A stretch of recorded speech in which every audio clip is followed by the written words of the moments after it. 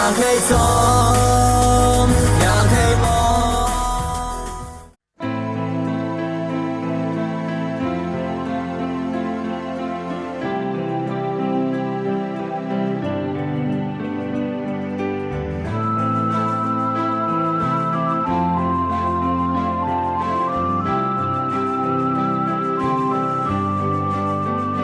อยากให้จ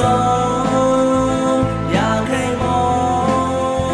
งเส้นทางให้เป็นเฟกเห็นตาสู้อยากให้จมอยากให้มองเส้นทางให้เป็นทุกขาตาสู้ปล่อยมือยาวให้น้องในเสือกองอังใครให้น้องในเฮอเส้นทางในอัมมีดีเสือ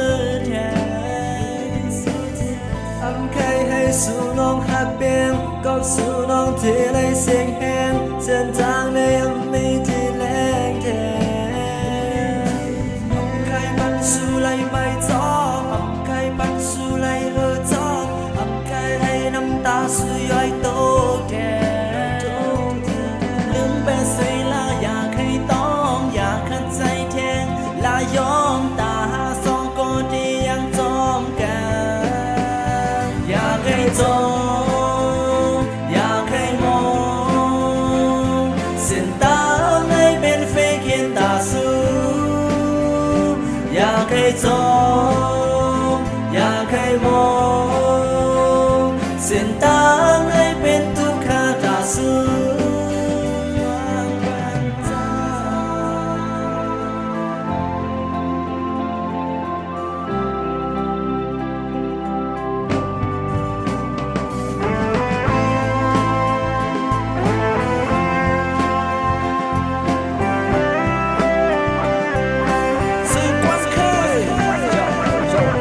ก็เฮลแล้วก็เอาตาหักไม่เห็นกันสั่งไม่ก็เลยฮึและใบไม้อยู่กับเกาวันยาวันปุ๊ยันไม่ก็ไม่เตรียมไม่ปุ๊ฝุ่นตัวก็ไม่ได้ย้ำเตะเฮ็ดให้เสื้ออำเลยก็ไม่สีขาวก็สีดำยินสุกตาเสียอยู่หน้าอันไม่ขัดใจสวยแฉบันปุ๊เจนก็มือเดียวไม่อัมชุลีฮารุนิซังดำว่างไม่เป็นสิ่งเลยก็โดนหักอันก็ฟันกังแล้วก็ได้ยศวันให้ลืมใส่เลยสิกำไม่ก็หูอยู่เพราะหาสอบเป็นเปิงหน้าฟ้าได้ดีลองคนจะเจ็บจะไหนก็เลยละสำเร็จแค่ยินว่าเอาก็เดินไม่คุ้มค่าอันแก่ยินได้เหมือนน้ำลิ้นลองหาสอบก็ไว้ที่เน็ตในไว้มาหาผมอันกันที่น่าจะไปออกกว่าได้อันใจเขียวดอกของมันน่ายิงก็เปิดเป็นคนให้หนึ่งก็เลยพบว่าใจอันเกิดเธอยิงสุมิติเลยอยู่ที่ใดก็เคยมีเสียมาอยู่ที่หิมเวกก็เป็นนกตัวปีหักเลยสิวนน้องอันสั่งมีใครมันสู้เลยไม่ท้อใครมันสู้เลยเออท้อใครให้น้ำตาสู้ย่อยโตแก่ลืมไปใส่ละอยากให้ต้องอยากขัดใจแทงลายอมตาสองก็ดียังจอมกัน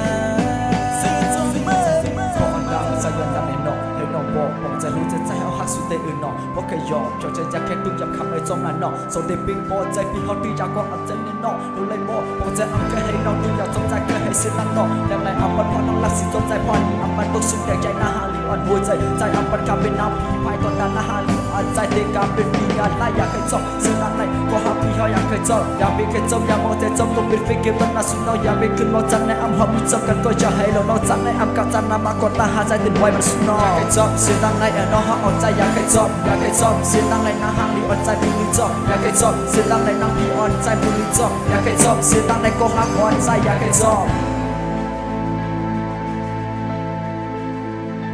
อยากให้จบอยากให้มองเสียงดังในเป็นฟิกเขียนจะสู้อยากให้จบอยากให้มอง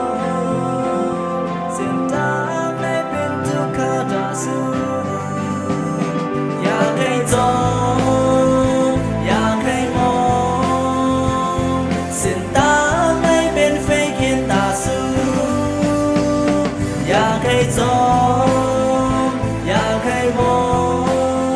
งเส้นทางให้เป็นทุกขาตาสู้อยากให้จมอยากให้มองเส้นทางให้เป็นเฟกเห็นตาสู้อยากให้จมอยากให้มองเส้นทางให้เป็นทุกขาตา สู้